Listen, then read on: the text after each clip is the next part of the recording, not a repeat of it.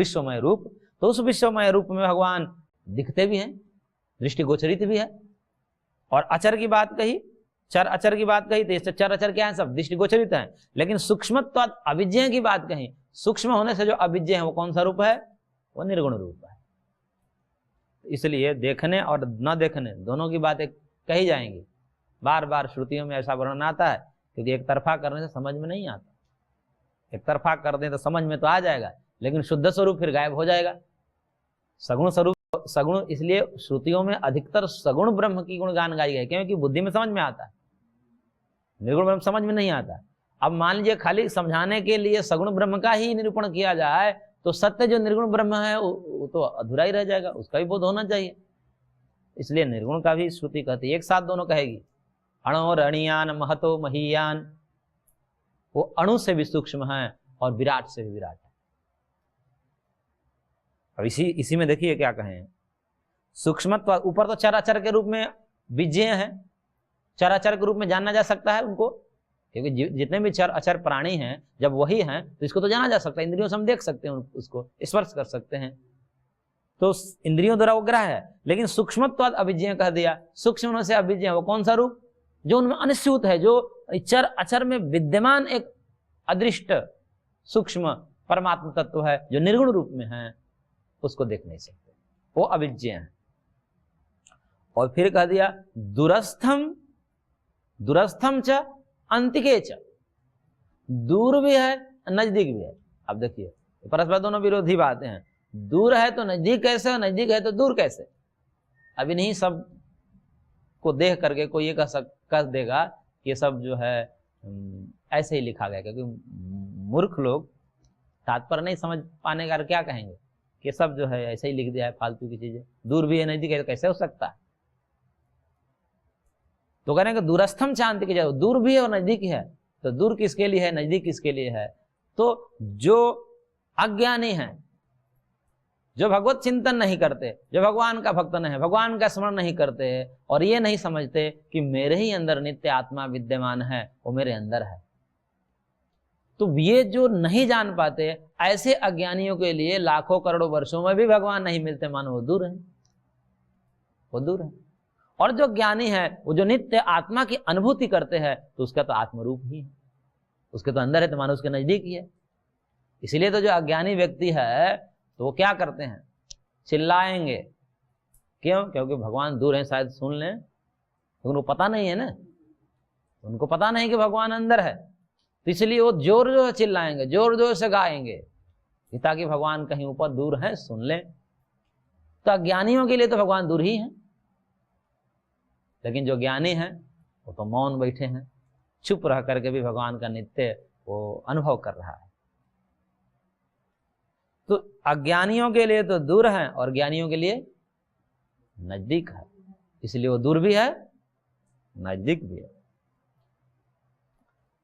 और आगे कह रहे हैं भगवान, देखिए अविभक्तम च भूतेषु विभक्तम इव च स्थितम भूत भर्तृ च तज्जेयम ग्रसिष्णु प्रभविष्णु च। कह रहे हैं बाबा कि भगवान की वो अविभक्त है। अविभक्त का मतलब वो अखंड है। भगवान कैसे हैं, अखंड मंडलाकारम, तो अखंड है भगवान, खंड खंड नहीं है। क्यों, क्योंकि वो निरवयव है। खंड खंड वस्तु वो हो सकती है जो अवयव वाली है, जैसे किसी लकड़ी को काटा जा सकता है, क्योंकि लकड़ी परमाणुओं से मिलकर बनी है, उसको खंड खंड किया जा सकता है। परमात्मा ऐसे कोई परमाणुओं से नहीं मिलता, क्योंकि जितने खंड होने वाले पदार्थ है वो सब की सब त्रिगुणात्मक होती है। तो त्रिगुणात्मक पदार्थ ही खंड खंड किए जा सकते हैं, जो त्रिगुणातीत है उसको खंड खंड नहीं किया जा सकता। तो परमात्मा त्रिगुणातीत है, इसलिए वो अखंड है, वो अविभक्त है। अविभक्त होते हुए भी, अब देखिए दोनों बातें यहां पर कही जाएगी। अविभक्तम च भूतेषु, सब भूतों में अविभक्त है, अखंड है, बराबर समाये हुए हैं। समस्त प्राणियों में, समस्त भूतों में एक समान फैले हुए हैं, कोई भेद नहीं है, अखंड रूप से फैले हुए हैं। लेकिन विभक्तम इव स्थितम, विभक्त के जैसा स्थित हुआ आभासित होते हैं। वही बात है घटाकाश मठाकाश वाली, कि भगवान तो सब अखंड है, सब जगह व्याप्त है एक रूप से, समान रूप से, परंतु अलग अलग जीवों में अलग अलग रूप में आभासित होते हैं। वही परमात्मा अलग अलग जीवों में अलग अलग रूप में आभासित होते हैं। जैसे एक ही महाकाश घटाकाश मठाकाश के रूप में आभासित होता है अलग अलग, ऐसे ही प्रत्येक जीवों में विद्यमान उसके बुद्धि में, उसके अंतःकरण में, उसके आत्मा में वह भगवान अलग अलग रूप में आभासित होते हैं। ये चोर की आत्मा, ये पुण्य आत्मा है, ये पाप आत्मा है, ये धर्म आत्मा है, ये अधर्म आत्मा है। अब देखिए कितने रूप में परमात्मा ही भाषित हो रहे हैं। तो इस प्रकार से, लेकिन यू शब्द लगाया, यू शब्द लगाने का अर्थ यू मतलब जैसा होता है कि विभक्त जैसा लगेगा लेकिन होते नहीं है वो। भगवान दूसरे के लिए तो हो सकता है कि देखिए भगवान, कई लोग कह देते हैं कि देखिए भगवान ही सब कुछ है, तो ये जो चोरों में भी चोरी करने के परिणाम वही तो दे रहे हैं, वही दे रहे हैं। बात सही है, जब सब कुछ है तो चोर भी वही है, और चोर की बुद्धि भी यही है, चोर की बुद्धि में देने वाला ज्ञान भी वही है। तो लग तो रहा है, लेकिन क्या है ये सब, क्या है इव आभास है, वह तो होते नहीं है। वो आगे भी आएगा श्लोक, हम वहां पर उसका वर्णन करेंगे। तो वो अखंड होते हुए समस्त भूतों में भी खंड खंड जैसे प्रतीत होते हैं। वास्तव में वो अखंड है, लेकिन इन जीवों के अंतःकरण के कारण, अंतःकरण की सीमा है, सबके अंतःकरण अलग अलग है। जैसे एक ही सूर्य अलग अलग दर्पण में अलग अलग रूप में आभासित होने लगेंगे, अनेक रूप में आभासित होने लगेंगे। एक ही सूर्य है, चाहे एक ही कोई बिंब है, और अनेक दर्पण सामने हो जाए। जैसे शीश महल में जाते हैं, तो शीश महल में जाते हैं तो हम तो एक ही होते हैं, लेकिन हमारे नाना प्रतिबिंब दिखाई देते हैं। अब एक ही हम बिंब रूप नाना रूप में कैसे भाषित होने लगे? तो कह रहे हैं कि वो दर्पण रूपी उपाधि कई हैं, कई दर्पण है, इस कारण से।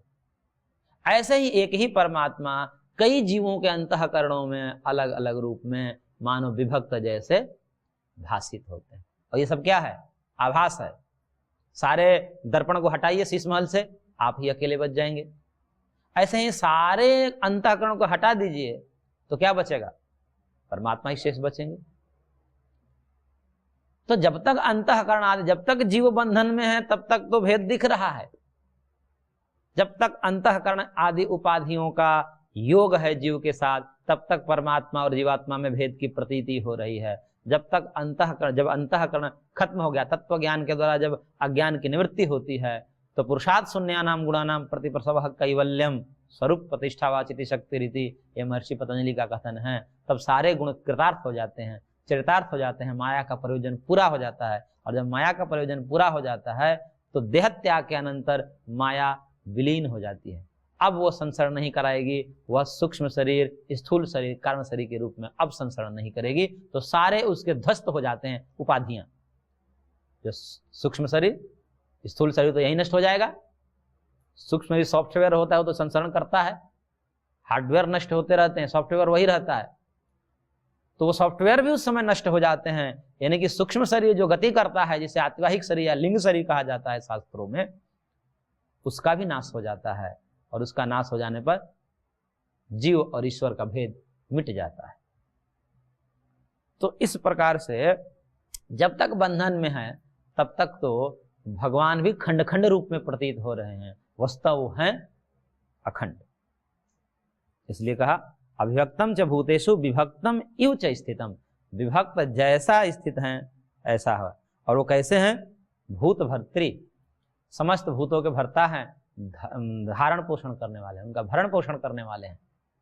समस्त जीवों के अंतर्गत रह करके उसका पालन पोषण करते हैं, भरण पोषण करते हैं, इसलिए भूत भर्त्री हैं। और तज्जेयम, वही जेय है, वही जानने योग्य है। यदि जानने की वस्तु है ना, कहते हैं कि जगत में बहुत चीजें, क्या क्या जाने, ये भी जान ले, ये भी जान ले। वास्तव में ऐसी कौन सी वस्तु है जिसको जानने के बाद अब कुछ जानना शेष नहीं रहता? तो उसके लिए कहते हैं ब्रह्म तत्व एक ऐसा है जिसको जानने के बाद कुछ जानना शेष नहीं रहता। क्योंकि बाकी जितने भी चीजें संसार के जानेंगे, उसके जानने से दुख निवृत्त नहीं होता, और परमात्मा को जानने के बाद दुख निवृत्त हो जाता है, सदा सदा के लिए निवृत्त हो जाता है। इसलिए वास्तव में जिए तो वही हैं। तो वह तत्भूत भर्त्री और ग्रसिष्णु प्रभविष्णु च, यानी कि वो ग्रसन स्वभाव वाले भी हैं, यानी कि ग्रस लेते हैं सबको, प्रलय करा देते हैं, अपने में विलीन कर लेते हैं। समस्त जगत का वो प्रलय करता, संहार करता भी है, ग्रसिष्णु है और प्रभविष्णु है, प्रभाव करने वाले भी है, उत्पन्न करने वाले भी वही हैं। वह परमात्मा जो है अखंड है, लेकिन खंड जैसे भाषित होते हैं, सब भूतों के भरता है, धारण पोषण करने वाले हैं, समस्त भूतों के नाश करने वाले भी हैं, उत्पत्ति करने वाले हैं। और उसी को यहाँ पर कहा जेयम, वही जानने योग्य है, उन्हीं को जानना चाहिए, क्योंकि उन्हीं को जानने से जीव का कल्याण हो सकता है। बाकी उनसे अतिरिक्त जो है अकल्याण ही है, उससे अतिरिक्त जानने में दुख ही है, उसके अतिरिक्त जानना तो मृत्यु ही है। इसलिए अमृतत्व तो परमात्मा को जानने में ही है। और भी भगवान कह रहे हैं आगे, देखिए श्लोक संख्या 17 में, ज्योतिषामपि तज्ज्योतिः तमसः परमुच्यते ज्ञानम जेयम ज्ञानगम्यम हृदय सर्वस्य विष्ठितम। करेंगे वो ज्योतिषामपि ज्योति है, वो ज्योतियों की भी ज्योति है, यानी कि प्रकाशों का भी प्रकाश है। प्रकाशों का प्रकाश का मतलब कि जितने भी प्रकाशक पदार्थ है इस जगत में, सबके प्रकाशक इस ब्रह्मांड में किसको मानते हैं? सूर्य को मानते हैं। सूर्य से चंद्रमा में भी प्रकाश आता है, सूर्य के कारण, चंद्रमा का अपना प्रकाश होता नहीं। तो मूल जो प्रकाशक सबसे अधिक कौन है? सूर्य है। और भगवान कह रहे हैं वो सूर्य की ज्योति जो है उनकी भी ज्योति है, भगवान उनकी भी ज्योति है, क्योंकि सूर्य में जो प्रकाश आता है वह भी भगवान से ही आता है। इसलिए वे कहा उपनिषदों में कि भयात अग्निस्तपति भयात तपति सूर्य भयाद इंद्रस्य वायुष्य मृत्युर्धावति पंचमा, कि जिसके भय से अग्नि तप रही है, यानी कि अग्नि में जो तपनशीलता आ रही है, दाहकता और प्रकाशकता जो आ रही है, वो भगवान से आ रही है। भयात तपति सूर्य, भगवान के ही भय से सूर्य तप रहा है, यानी कि सूर्य में भी तपनशीलता जो आ रही है, प्रकाश जो आ रहा है, भगवान से आ रहा है। इसलिए कहा ज्योतिषामपि तज्ज्योति, वह जो परब्रह्म कैसा है? ज्योतियों का भी ज्योति है, यानी कि परम ज्योति है। ज्योतियों को, ज्योति को भी क्या कहते हैं?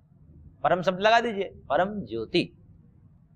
इसलिए इसको कई जगह न तत्र सूर्यो भाति न चंद्र तारकम नेमा विद्युतो भाति कुतोयम अग्नि तमेव भान्तम अनुभाति सर्वम तस्य भाषा सर्वमिदं विभाति इत्यादि मंत्र उपनिषदों में आए हैं कि वहां जो है सूर्य के प्रकाश भी फीके पड़ जाते हैं। न तत्र सूर्यो भाति न चंद्र तारकम, भाई उसका प्रकाश ऐसा है कि उसको तो सूर्य भी प्रकाशित नहीं करते, चंद्र भी प्रकाशित नहीं कर सकते ब्रह्म को। तो कुतोयम अग्नि, फिर इस भौतिक अग्नि की क्या औकात है वहां? ऐसा कहा गया न तत्र सूर्यो भाति न चंद्र न तारकम, न चंद्र न तारे, सब फीके हैं उनके प्रकाश के सामने। तो कुतोयम अग्नि, ये अग्नि का फिर क्या है? और तमेव भान्तम अनुभाति सर्वम, उसी के प्रकाश से, यानी कि ब्रह्म के प्रकाश से, परमात्मा के प्रकाश से भी अनुभाति सर्वम, जितने प्रकाशशील पदार्थ है ना, परमात्मा के ही प्रकाश से प्रकाशित होते हैं। इसका इसलिए भौतिक दृष्टिकोण से तो वैज्ञानिक कह देंगे कि सूर्य का अपना प्रकाश होता है, लेकिन आध्यात्मिक दृष्टिकोण से उसका भी अपना प्रकाश नहीं है। तमेव भान्तम अनुभाति सर्वम, भगवान के ही प्रकाश स्वरूप होने से ये सब सूर्य आदि प्रकाशित होते हैं। तो तमेव भान्तम अनुभाति सर्वम, इसीलिए यहां पर कहा ज्योतिषामपि तज्ज्योति। और फिर कहा तमसः परमुच्यते, यानी कि ज्योति का तात्पर्य यहाँ पर ज्ञान से भी होता है। प्रकाश ज्ञान का भी पर्याय है, प्रकाश कहिए ज्ञान कहिए एक ही बात है। प्रकाश क्रिया स्थितिशीलम भूतेन्द्रियात्मकम भोगापवर्गार्थम दृश्यम, प्रकाश शब्द का अर्थ ज्ञान भी होता है। तो ज्ञानियों का भी ज्ञान कह दीजिए दूसरे रूप में, नहीं कि ज्ञानों का भी ज्ञान है। ज्ञान कौन है? ज्ञान स्वरूप जीव भी होते हैं, जीव का भी अपना ज्ञान होता है। सच्चिद स्वरूप तो जीव भी है, और सच्चिद रूप और आनंद ये परमात्मा। तो सद्रूप चिद्रूप तो जीव भी होता है, लेकिन जीवों का भी ज्ञान कहां से आता है? परमात्मा से ही आता है। इसलिए ज्ञानियों का भी ज्ञान है। तो ज्योतियों का भी ज्योति है और तमस से परे है, यानी कि अंधकार से परे है। अंधकार का तात्पर्य यहाँ पर अज्ञान से भी लिया जाता है, यानी कि अज्ञान से परे हैं, अज्ञान का लेश वहां पर नहीं। भगवान में अज्ञान का लेश नहीं है, इसलिए तम से परे हैं। तमसः परम। तमसा परस्तात् जो मंत्र आता है वही बात है यहाँ पर, एकदम श्रुति युक्त कथन यहाँ पर कर रहे हैं। सीधा ये श्रुति का ही अनुवाद है, श्रुतियों का ही अनुवाद है ये। तो वह परम उच्यते, वह पर ब्रह्म जो है तमस से क्या है, परम है, यानी कि भिन्न है, परे है। उनमें तमस का लेश भी नहीं है, अंधकार का लेश भी नहीं है, अज्ञान का लेश भी नहीं है। ऐसे हैं भगवान। और किस किस रूप में है, तो कहने कि ज्ञानम ज्ञेयम ज्ञानगम्यम, इन तीन रूप में हृदय सर्वस्व विष्टितम, हृदय में सबके विराजमान है। ज्ञान के रूप में अभी जो पीछे आया था ना वचन कि जितने में अमानित्वम अदम्भित्वम ये सब जब कहा श्लोक नंबर 7 से, और अंत में 11 नंबर में कहा कि अध्यात्म ज्ञान नित्यत्वम तत्व ज्ञानार्थ दर्शनम एतद ज्ञानम, ये सब क्या है, ज्ञान है। यानी कि अमानित्व आदि जितने गुण कहें वो सबको भगवान ने ज्ञान कहा। तो कहने कि इस रूप में भगवान ही है। ये सब ज्ञान क्या है, वह साधन है ना, परमात्मा को जानने के साधन बताया कि ये सब गुण होने चाहिए तो भगवान की प्राप्ति होगी। तो वह साधन रूप भी भगवान ही है, ज्ञान के रूप में अमानित्व इत्यादि सद्गुणों से युक्त भगवान ही हैं। तो ज्ञानम और ज्ञेयम क्या कहा, तो वह जो अभी कहा ज्ञेयम यत्तत् परीक्षामि श्लोक संख्या 12 में। ज्ञेय कौन, परमात्मा ही। जो ज्ञेय हैं, जो अनादिमत पर ब्रह्म न सद न सदुच्यते, जिसके विषय में अभी चर्चा चल रही है, वो स्वयं ज्ञेय हैं उन रूपों में। ज्योतिषाम अभी तक ज्योति के रूप में वो ज्ञेय हैं। तो ज्ञानम ज्ञेयम और ज्ञानगम्यम, ज्ञानगम्य का मतलब ज्ञान के द्वारा जो ज्ञान, वो जो ज्ञान है, ज्ञेय ही जब अनुभव में आ जाता है तो वो ज्ञानगम्य हो जाता है। जब तक अनुभव में नहीं है तब तक भगवान ज्ञेय हैं, जानने योग्य हैं। ज्ञेय शब्द का प्रयोग कब किया जाएगा कि भाई ज्ञेय मतलब भगवान ज्ञेय है, मतलब आप जानो, अभी जाने नहीं हो। तो जब तक भगवान अनुभूति में नहीं है तब तक तो हम सबके लिए ज्ञेय बने हुए हैं, लेकिन जब अनुभव कर लिया तो वह ज्ञानगम्य हो गए, अनुभूति में आ गए। और ये सब कहाँ होता है, जब ज्ञान ज्ञेय और ज्ञानगम्यता ये सब जीवों के हृदय में होता है। इसलिए सर्वस्व हृदय विष्ठितम, सब जीवों के हृदय में इन तीनों से युक्त, यानी कि ज्ञान रूप में, ज्ञेय रूप में और ज्ञानगम्य रूप में हृदय में ही विराजमान है। जाना भी जाना चाहिए तो कहाँ, हृदय में। हृदय में ही जानने की बात कही जाती है कि हृदय में बैठे हैं उनको जानो। और अनुभव भी होता है, अनुभूति भी होता है तो हृदय में भी होता है। और सब सद्गुण भी जो भी बताए गए हैं, अमानित्वम अदम्भित्वम अहिंसा शांति आर्जवम, ये सब कहाँ होते हैं, ये सब हृदय मन के ही तो धर्म है, अंतःकरण के ही धर्म है। तो सब हृदय में ही विराजमान हैं। इसलिए तीनों रूप से युक्त भगवान सबके हृदय में विराजमान हैं, विशेष रूप से स्थित है। तो इस प्रकार में अलग से भी इसका अर्थ कर सकते हैं। ज्ञान का अर्थ जो है वृत्ति भी कर सकते हैं। ज्ञान शब्द वृत्ति का भी पर्याय है, चित्त वृत्ति। अखंडाकार वृत्ति जब हम करते हैं, ध्यान धरते हैं भगवान का, तो वृत्ति चलाते हैं, भगवान का बार बार स्मरण करते हैं, तो उसको भी ज्ञान कहा जाता है। और ज्ञेय मतलब परमात्मा कही दी। और ज्ञानगम्य यानी कि ज्ञान से जानने योग्य, वो ज्ञान से जानने योग्य कौन है, ज्ञान से कौन जानता है, ज्ञान से ज्ञान वाला, जानने वाला कौन है, आत्मा, जीवात्मा, वैसा भी अर्थ कर सकते हैं, थोड़ा क्लिष्ट है पर कर सकते हैं। तो ज्ञान ज्ञेय ज्ञानगम यानी कि वृत्ति, परमात्मा और आत्मा, ये तीनों हृदय में है। यानी कि उस वृत्ति के द्वारा उसी अंतःकरण में, उसी हृदय में वृत्ति चलाई जाती है ध्यान के द्वारा। उसमें जीव भी है और उसमें परमात्मा भी है। यानी कि जीव रूप में भी, वृत्ति यानी कि साधन रूप में भी, और ध्याता ध्यान ध्येय तीनों रूप में विराजमान है। तो ध्याता यहां पर आत्मा हो गया, ध्येय परमात्मा हो गए जिसको ज्ञेय कहा, और ध्यान वो ज्ञान हो गया। यानी कि ध्याता ध्यान ध्येय ये तीनों त्रिपुटी के रूप में भगवान सबके हृदय में विराजमान है, ऐसा भी अर्थ कर सकते हैं। ध्याता ध्यान ध्येय कहिए, ज्ञाता ज्ञान ज्ञेय कहिए, प्रमाता प्रमाण प्रमेय कहिए, इन तीनों के रूप में भगवान सबके हृदय में विराजमान है।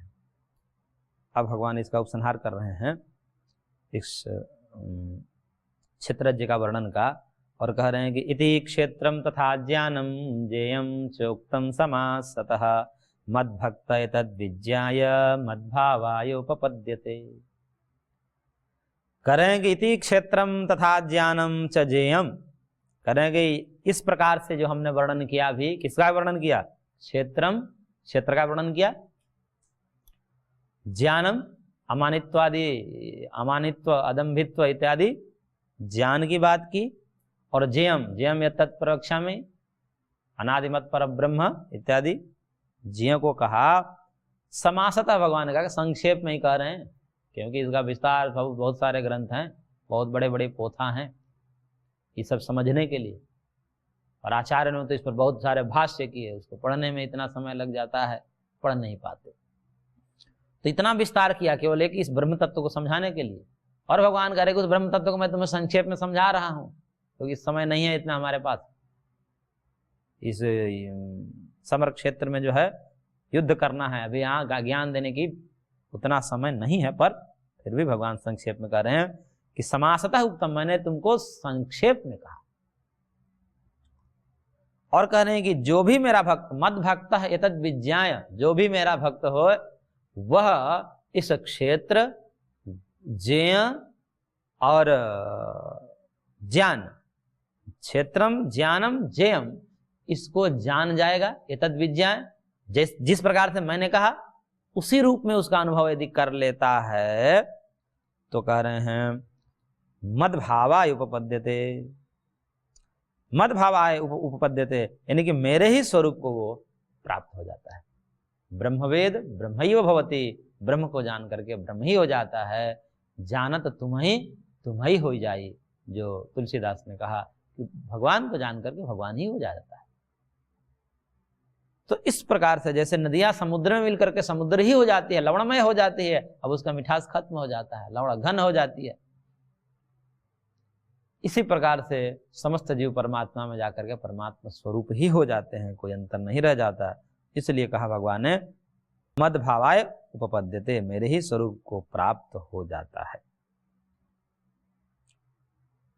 तो इस प्रकार भगवान ने फलश्रुति कर दी इसकी। और भी आगे कुछ बातें, अभी क्षेत्र और क्षेत्रज्ञ दो तो भगवान ने कर दी, और बीच में जो ज्ञान है उसको भी कर दिया, लेकिन अभी क्षेत्रज्ञ दो है। ये क्षेत्रज्ञ जो ज्ञेय रूप है वो तो परमात्मा है, जो सर्व क्षेत्रेषु भारत भगवान ने कहा, समस्त क्षेत्रों में, लेकिन जीव भी तो क्षेत्रज्ञ है। इदम शरीरम कौन्तेय क्षेत्रमिति अभिधीयते एतद्देवेति तम प्राहु क्षेत्रज्ञमिति तद्विदः। तो जो उसको जानने वाला, उस शरीर को जानने वाला एक जो व्यष्टिगत आत्मा है, तो व्यष्टिगत आत्मा जो है जीव रूप में, वो भी तो क्षेत्रज्ञ है, वो भी तो एक शरीर को जान रहा है। भगवान चलिए सब समस्त शरीरों को जान रहे हैं क्योंकि विराट पुरुष हैं, परंतु एक जीव भी तो है, प्रत्येक शरीर को जान रहा है व्यक्तिगत रूप से। उसके विषय में थोड़ी बातें करनी है भगवान को, वो भी एक क्षेत्रज्ञ है, इसलिए उसके विषय में कह रहे हैं, भूमिका दे रहे हैं। प्रकृतिम पुरुषम चैव विद्यनादि उभावपि विकारांश गुणांशैव विद्धि प्रकृति संभवान। कह रहे हैं भगवान देखिए दो तत्व हैं, इसी को सांख्यकार में प्रकृति और पुरुष, उसी को यहाँ पर दोहरा रहे हैं भगवान। प्रकृतिम पुरुषम चैव, प्रकृति और पुरुष ये दो तत्व हैं मूल रूप से। और ये कैसे हैं तो कह रहे हैं कि उभव एवं अनादि विद्धि, इन दोनों को तुम अनादि समझो। प्रकृति पुरुष, प्रकृति मतलब माया शक्ति, भगवान की जो माया शक्ति है, जो त्रिगुणात्मिका है, उसी को त्रिगुण कहा जाता है, अव्यक्त कहा जाता है, माया कहा जाता है, प्रधान कहा जाता है, कई नाम है उसके। तो वह प्रकृति जो भगवान की माया शक्ति है, ब्रह्म शक्ति रेव प्रकृति ही, उपनिषदों में कहा कि ब्रह्म की शक्ति ही प्रकृति है। मायाम तो प्रकृति विद्यान मायनम तो महेश्वरम, उपनिषद में कहा कि माया को ही प्रकृति जानो, माया ही प्रकृति, इसको माया कह दो, प्रकृति कह दो, सब एक ही बात है। तो वो जो प्रकृति है और पुरुष है, यानी कि एक जड़ है एक चेतन है। प्रकृति जड़ है और पुरुष चेतन है। प्रकृति त्रिगुणात्मिका है और पुरुष त्रिगुणातीत है। प्रकृति परिणामिनी है और पुरुष अपरिणामी है। इस प्रकार से कई भेद है इसके, लेकिन ये दोनों के दोनों तत्व भगवान कह रहे हैं कि इसको तुम अनादि समझो। अनादि का मतलब न आदि अनादि, जिसकी शुरुआत नहीं है, जिसकी उत्पत्ति नहीं है, जिसका कोई कारण नहीं है, या जो किसी से उत्पन्न नहीं हुआ है, यानी कि सदा से है और सदा रहेगा। तो इस प्रकार से ये दोनों अनादि तत्व है, प्रकृति भी और पुरुष भी। तो प्रकृति में पुरुषम चैव विद्धि अनादि उभावपि, इन दोनों को तुम क्या समझो, अनादि समझो। और उसमें से जो प्रकृति अंश को और खोल रहे हैं भगवान और कह रहे हैं कि विकारान गुणान अपि प्रकृति संभवान एवं विद्धि। और इसके अतिरिक्त ये भी तुम समझ लो कि जितने भी विकार हैं, विकार कौन कौन से हैं, बुद्धि आदि के रूप में, महत आदि के रूप में अभी बताया ना, बुद्धि महाभूतान्य अहंकार बुद्धि व्यक्तमेव च इंद्रियाणि दशैकम च पंच च इंद्रिय गोचराः, ये जितने भी विकार हैं ये सब प्रकृति का धर्म समझो, यानी कि माया का विस्तार है। हमारे अहंकार बुद्धि इंद्रियां मन शरीर और ये सब सामने जगत दिख रहा है, सब किसका विकार है, माया का विकार है, माया का विस्तार है। और इसके गुण भी हैं, इसके गुण क्या है, अंततः जो गुण के रूप में देखते हैं तो सुख दुख मोह, इस शरीर से मन बुद्धि इंद्रियों से जगत से हमें क्या प्राप्त होता है, अंततः सुख दुख मोह। तो ये विकार और गुणों सहित ये प्रकृति संभवान, प्रकृति से उत्पन्न हुए हैं, माया से उत्पन्न हुए हैं, ऐसा जानो। यानी कि पूरा जगत, हमारा शरीर मन बुद्धि इंद्रिया, यानी कि हमारा हार्डवेयर सॉफ्टवेयर, स्थूल शरीर सूक्ष्म शरीर कारण शरीर, ये सब क्या है, माया का विस्तार है। तो ये भी साथ साथ जान लो। और माया वस्तुतः नित्य होती है, माया अनादि होती है, और माया से उत्पन्न जो उसके विकार हैं वो आदि वाले होते हैं और अंत वाले भी होते हैं। लेकिन माया अनादि है और अनंत है। लेकिन माया से उत्पन्न जो बुद्धि आदि है, जगत आदि है, शरीर आदि है, ये आदि वाले हैं, यानी कभी उत्पन्न होते हैं और फिर ये अंत हो जाते हैं। लेकिन माया का अंत नहीं होता। तो इस प्रकार से ये दोनों अनादि तत्व हैं, इसका वर्णन किया, भूमिका रूप में दिए हैं भगवान। आगे पुरुष जो जीव रूप हैं उसका भी वर्णन करेंगे। आज की कक्षा को हम यहीं पर विराम देते हैं, शेष अगले अंक में।